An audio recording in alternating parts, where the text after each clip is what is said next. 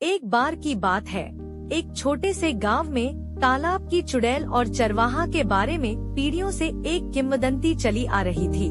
ग्रामीणों को रात में तालाब से दूर रहने की चेतावनी दी गई थी, क्योंकि ऐसा कहा जाता था कि तालाब पर एक दुष्ट आत्मा का साया है, जिसे तालाब की चुड़ैल के नाम से जाना जाता है।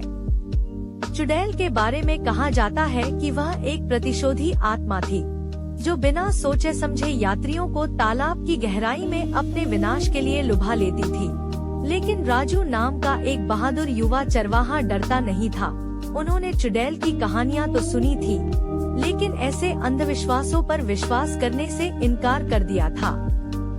एक चांदनी रात में जब राजू तालाब के पास अपने मवेशियों को चरा रहा था, उसने एक धीमी आवाज सुनी जो उसे बुला रही थी।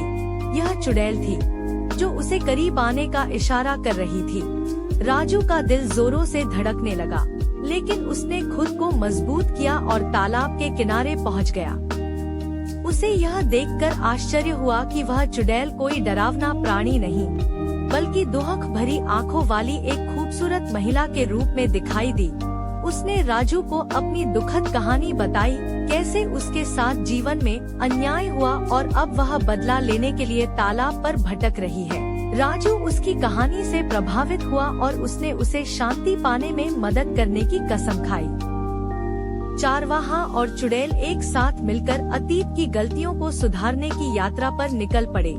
राजू की दयालुता और बहादुरी के साथ चुड़ैल अंततः सांत्वना पाने में सक्षम हो गई और तालाब को अपनी प्रेतवाधित उपस्थिति से मुक्त कर उसके बाद के जीवन में चली गई। और इस तरह तालाब की चुड़ैल और चरवाहा की कथा करुणा और मुक्ति की कहानी बन गई।